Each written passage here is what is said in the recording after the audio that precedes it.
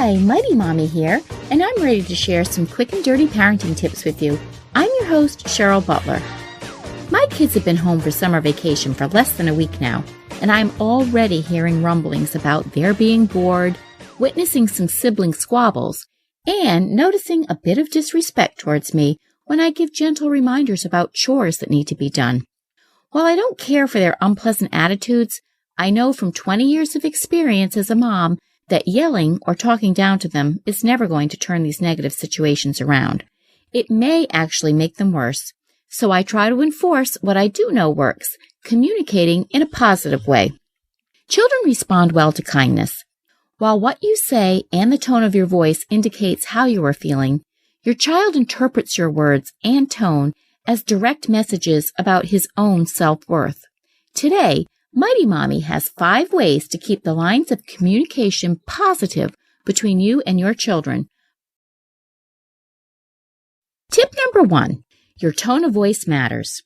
Tone of voice is as important as the words you use when speaking with another person. People, kids especially, tend to respond to a request when they hear a pleasant voice rather than someone shouting or overreacting with an emotional tirade. Think about it. When your coworker or your spouse or even a stranger in the supermarket wants to get your attention, would you rather they use a harsh tone to speak with you or calmly let you know they need something from you? For example, when I'm faced with a situation like my teenager ignoring me when it's time for him to take out the trash, I interrupt what he's involved in. I calmly step in front of the television and in a matter-of-fact tone remind him, "Hey Connor, I'm not sure if you heard me a moment ago, but you need to take the garbage out now so your sister can finish up the kitchen." If I need to remind one more time, the TV will be shut off. I may also give him a gentle rub on the shoulders and jokingly say something like, "Last I checked, the garbage can't walk itself out to the can." I can usually get a chuckle out of him, and it helps keep the tension levels low. Tip number 2, transform criticism into compliments. Criticizing another person can backfire if it's done out of anger or frustration.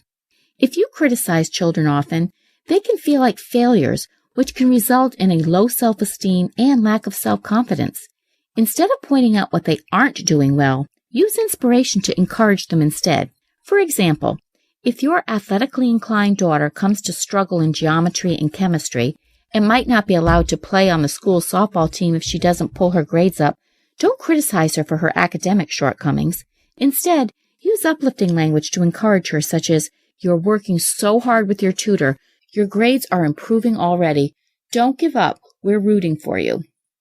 Tip number 3, use loving names and positive labels. Name calling is an awful way to label a person, especially a child. I was recently at a friend's house when her 10-year-old son rushed into the house after school and his backpack knocked her grandmother's heirloom vase off the coffee table. It shattered into a dozen little pieces, and his face went from thrilled to be done with school to sheer horror for what he had just accidentally done. I wanted to slither out of their home as quickly as possible, but was I glad I stayed. Instead of losing her self-control and calling him a name like clumsy or idiot, my friend said, "That's okay, sweetie, it was an accident, and besides, it really wasn't one of my favorite things in the room anyway." You should have seen his face light up. It wasn't that he was relieved that his mom wasn't upset. It was that she didn't belittle him, especially in front of me. Eliminate discouraging comments like, "You're so lazy," "You're always a slowpoke," or "You're the reason we're constantly late." Negative labels bring negative results, which is the opposite of what you want. Positive labels bring positive results, and children see themselves as winners. Turn the discouraging label into a positive one, such as, "We promised Grandma we'd be at her house by 5 o'clock, so please have your things ready in 15 minutes, or we'll have to leave your sports gear behind." Tip number 4, be affectionate often. When a child hears phrases like, "I love you," or "How's it going?"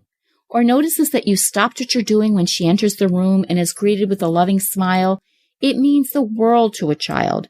And even though they would never admit it, the same goes for teens and college-aged kids too. When you display affection to your kids and other family members, you're validating to them how important they are to you, which sends the best positive message you could ever deliver. And tip number 5, Speak positively about your kids in their presence. Often, after a negative incident has taken place, we as parents want to discuss it with our spouse when he or she returns from work. If your child is in the vicinity, however, don't get into such a conversation until you're certain your child can't overhear you. Discussing negative behaviors while they are within listening reach can reinforce the bad behavior as well as damage your child's self-esteem. Once you've discussed a negative incident with your child, let it go and save further discussions about the incident for private. At this point, if you don't have anything positive to share, then say nothing at all. What types of positive discussion and interactions do you have with your child? Share your thoughts in the comments section or post your ideas on the Mighty Mommy Facebook page. You can also connect with me on Twitter at Mighty Mommy or email me at mommy@quickanddirtytips.com. And visit my family-friendly boards if you have a chance at pinterest.com/mightymommyqdt. You can also visit the Mighty Mommy page at quickanddirtytips.com to read a transcript of this show. This episode is called 5 Ways to Speak Positively to Children. There are certainly many parenting moments that can leave you feeling frazzled, but when you look for the positive, you'll realize how many wonderful moments you really do share with your kids. Keep smiling, and until next time, happy parenting.